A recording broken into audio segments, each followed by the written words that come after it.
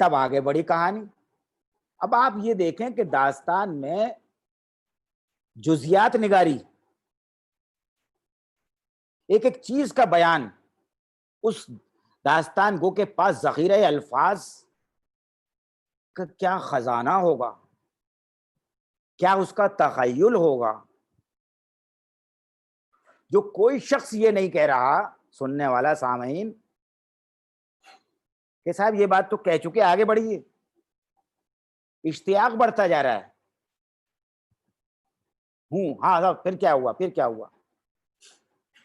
کوئی نہ نواب صاحب نہ اور کوئی سننے والا یہ نہیں کہہ رہا، تکرار نہیں ہے، یہ طوالت ہے۔ یہ طوالت داستان کے پلاٹ کا اہم جز ہے۔ اب میں اور مختصر کر کے دوسری طرف آتا ہوں۔ داستان کا ایک اہم جز ما فوق الفطرت عناصر ہیں، جو ناول اور افسانے سے مختلف کرتے ہیں داستان کو۔ داستان ایسے واقعات کو بیان کرتی ہے جو عام آدمی کے ناقابل فہم ہو۔ اصل میں داستان جو ہے حیرت اور استعجاب کی فضا تیار کرتی ہے۔ جب تک حیرت اور استعجاب کی فضا تیار نہیں ہوگی، آپ سامعین کو روک نہیں سکتے۔ کتنی دیر سنیں گے آپ، کتنی دیر آپ مجھے برداشت کریں گے جب تک میں کوئی نئی بات نہیں بتاؤں گا؟ میوٹ کر کے چلے جائیں گے، بند کر کے چلے جائیں گے، اب چھوڑو یار کیا یہ تو بس فضول باتیں کر رہے ہیں۔ تو یہ کچھ نیا حیرت و استعجاب کی فضا تیار کرنے کے لیے ما فوق الفطرت عناصر کی شمولیت داستان میں لازمی ہے۔ اچھا ایک چیز اور، اس میں داستان میں ہمیشہ فاصلہ بنایا جاتا ہے اپنی بات پہ یقین دلانے کے لیے۔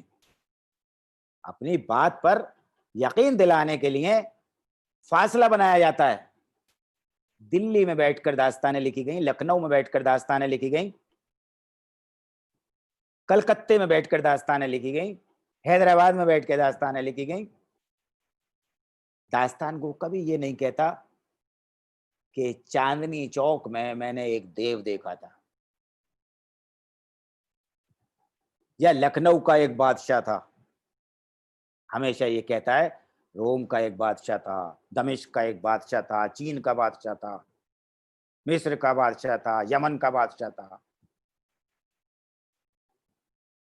اور یہ کیوں کہتا ہے؟ فاصلہ پیدا کر کے وہ اپنی بات پر یقین دلانا چاہتا ہے کہ لوگ اعتبار کریں میری بات پہ۔ آج ہم 3 گھنٹے میں سعودی عرب پہنچ سکتے ہیں، 4 گھنٹے میں، 10-12 گھنٹے میں امریکہ پہنچ سکتے ہیں، حیدرآباد میں بیٹھ کے اس طرح بات کر سکتے ہیں، لیکن زمانے قدیم میں تو یہ سہولت نہیں تھی۔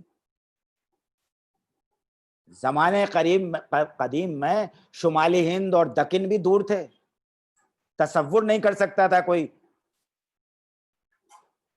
کہ میں یمن یا روم یا قسطنطنیہ یا اس طرح کی جگہ پر پہنچ جاؤں گا آسانی سے، خبر ہی نہیں ملتی تھی۔ تو یہ کہہ کر وہ کچھ بھی کہہ سکتا تھا۔ تو یہ آپ دیکھیں کہ فاصلہ بناتا تھا۔ اچھا اس فاصلے پر کی وجہ سے وہ ایسی مخلوق اس میں شامل کر سکتا تھا کہ جس پر سب یقین کریں۔ دیکھیں ہمارے یہاں یہ ما فوق الفطرت عناصر کوئی ہوا میں نہیں آئے۔ ہمارے لاشعور میں جو چیزیں موجود ہوتی ہیں وہی ہمارے تخلیقات میں آتی ہیں۔ کوئی بھی تخلیق بغیر ہوا میں پیدا نہیں ہوتی، کوئی بھی تخلیق چاہے وہ داستانی کیوں نہ ہو۔ ہمارے لاشعور میں کہیں نہ کہیں کچھ موجود ہوتا ہے۔ ہماری قوت متخیلہ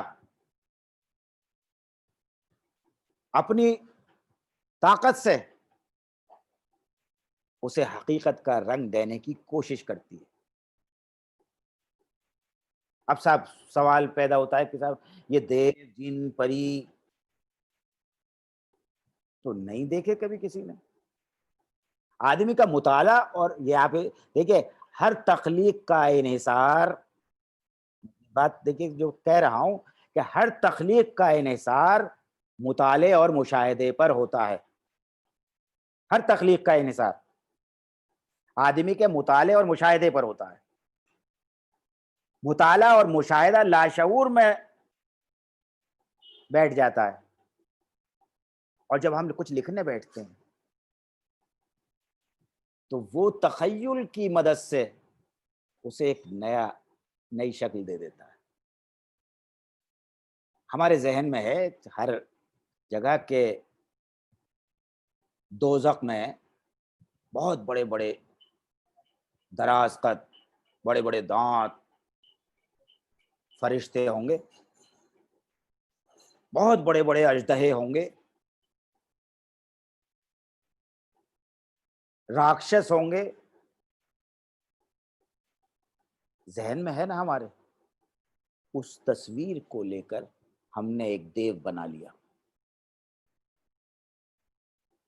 ہم جانتے ہیں، پڑھتے ہیں، سنتے ہیں کہ جنت میں حوریں ہوں گی، سورگ میں اپسرائیں ہوں گی، بہت حسین، بہت خوبصورت، کہ ہاتھ لگاؤ تو میلی ہو جائیں۔ ہم نے پری کا تصور بنا لیا، پری بن گئی۔ تو یہ آپ دیکھیں کہ مطالعہ اور مشاہدہ ہی تخیل کو پیدا کرتا ہے۔ تو یہ مافوق الفطرت عناصر جو داستانوں کی زینت ہیں، جو داستان میں حیرت و استعجاب کی فضا تیار کرتے ہیں۔ اصل میں داستان گو یہ چاہتا ہے کہ میرا سننے والا جو ہے، میرا سامع جو ہے، وہ میری گرفت میں رہے، اسے قلبی بلانا ہے۔ یہ نہیں ہے کہ آج اس نے قصہ سنا دیا اور ختم کہانی۔ وہ سامعین جو ہیں دوسرے دن اس وقت آئیں گے جب ان کے اندر ایک اضطرابی کیفیت پیدا ہوگی کہ پتہ نہیں یار کیا ہوا ہوگا۔ اب آپ دیکھیں کہ طلسم و شعبہ، امیر حمزہ، داستان امیر حمزہ کا حصہ ہے، 7-8 جلدوں میں ہے الگ سے۔ کتنے طلسمات ہیں اور کتنی اس میں، ایک طلسم ہو جو اس کے اندر طلسمات بہت سے ہیں۔ بوستان خیال، طلسم اجرام و اجسام۔ ہماری چھوٹی چھوٹی داستانوں میں مافوق الفطرت عناصر شامل ہیں۔ سب سے چھوٹی داستان آپ کے رانی کیتکی کی کہانی، سب سے مختصر ایک افسانے کے سے حجم کی برابر۔ اس میں بھی آپ دیکھیں کہ انشاء جو ہے شامل کر دیتے ہیں اسے، کیونکہ داستان کے اجزائے ترکیبی میں شامل ہے مافوق الفطرت عناصر کی شمولیت۔ شامل کر دیتے ہیں کہ وہ کنور ادے بھان کو ہرن بنا دیتا ہے، اس کے پورے خاندان کو، اور پھر جب وہ دعا پڑھ کے کوئی بھبوت اسے پھینکتے ہیں تب وہ دوبارہ وہ بن جاتے ہیں آدمی۔ باغ و بہار میں بہت کم ہے، کچھ جن وغیرہ اور پریاں ہیں لیکن بہت کم ہیں۔ باقی آپ دیکھیں کہ ہر داستان میں، اور اتنے طویل داستانوں میں تو بہت زیادہ ہیں۔ اچھا، یہ چیز مافوق الفطرت عناصر صرف داستان کا جز ہے، ناول اور افسانے کا نہیں۔ ناول اور افسانہ حقیقت کو بیان کرتا ہے،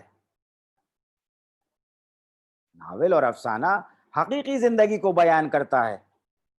ناول میں اگر ہم کہیں لائیں گے تو وہ علامتی طور پر سمبولک انداز میں بہت بہت سے لوگوں نے لکھی ہیں کہانیاں، چاہے انتظار حسین کی ہوں یا کچھ اور کی ہوں، کہ کرداروں کو، جانوروں کو کردار بنا لیا یا کچھ اور اس طرح کے واقعات بیان کیے، لیکن وہاں اپنے پلاٹ کو آگے بڑھانے کے لیے ان چیزوں کا مافوق الفطرت چند کچھ لوگ چیزوں کا سہارا لیتے ہیں، لیکن ہوتی سامنے کی چیزیں۔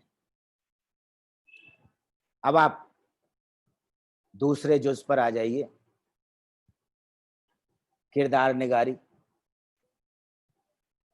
کردار نگاری ہمارے یہاں تینوں میں، داستان، ناول اور افسانے۔ ظاہر ہے کردار وہ ہر کہانی کے لیے اہم ہے، بغیر کردار کے تو بات ہی آگے نہیں بڑھتی۔ جب تک کردار نہیں ہوں گے تو کہانی کیسے چلے گی؟ صرف بیان تو ہے نہیں، کوئی مضمون تو ہے نہیں، کردار ہی قصے بناتے ہیں، کرداروں کے ہی اطراف قصے بنے جاتے ہیں۔ جب کوئی کردار ہمارے سامنے ہوگا تبھی تو قصہ بنے گا، چاہے وہ بادشاہ ہو چاہے ایک عام آدمی ہو۔ اچھا، لیکن ان کرداروں کی اوصاف الگ ہوتے ہیں،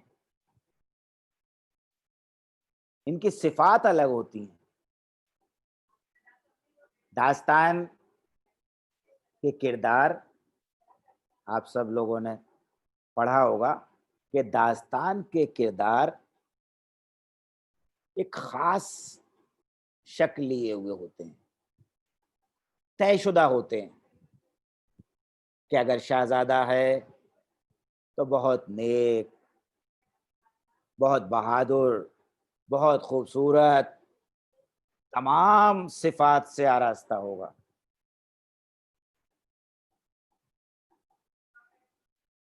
اسی طرح یعنی ایک ہمیشہ ایک جگہ مثالی کردار جنہیں کہتے ہیں کہ مثالی کردار ہوں گے۔ اصل میں داستان کیا ہے؟ داستان خیر و شر کی لڑائی ہے،